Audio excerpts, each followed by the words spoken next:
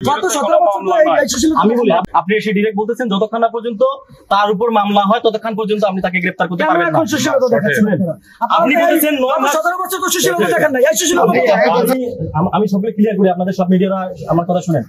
প্রথমে যখন আমরা এখানে আসার আগে আমি ডিসি কে ফোন দিচ্ছি যে এরকম আমরা অভিযোগ পাইছি, যে অভিযোগটা হচ্ছে যে এরকম একজন ব্যক্তি, আমি শেষ করি গোলাম মুস্তফা নামের একজন ব্যক্তি সে এখানে অবস্থান করতেছে। তো আমরা এখানে আমরা যদি জানতে পারি, যদি কনফার্ম হওয়ার পরে আমরা কিন্তু আপনাকে ফোন দিলে আপনি খোঁজ পাঠাবেন।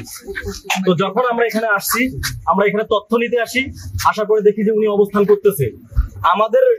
আমাদের এখানে আসার খবর শুনে এখানে সাথে সাথে এখন যে কোনো ব্র্যান্ডের পুরাতন এসি বদলে নতুন ওয়ালটন এসিতে উপভোগ করুন 25% ছাড়। যে দায়িত্বে দারোয়ান বাজে আছে সে ফোন দিয়ে বলে দেয় যে এখানে ডাকাত পড়েছে, মানে ডাকাত পড়েছে এরকম করে তারা এরকম করে।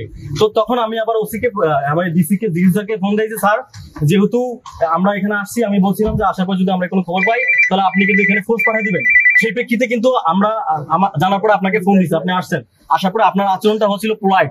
আপনি এসে ডিরেক্ট বলতেছেন যতক্ষণ না পর্যন্ত তার উপর মামলা হয় ততক্ষণ পর্যন্ত আপনি তাকে গ্রেফতার করতে পারবেন না।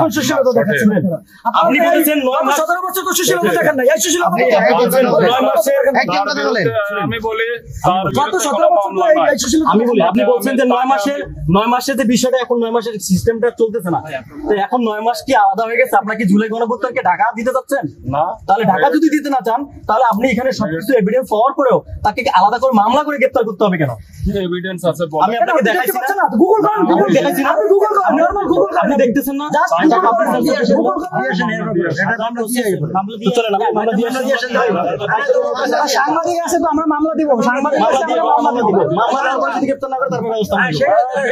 ঠিক আছে আপনি বাইরে নিয়ে ধরে একটা বাড়ি নিয়ে হন, আমরা সেখানে বাইরে উনি কথা বলতেছে কি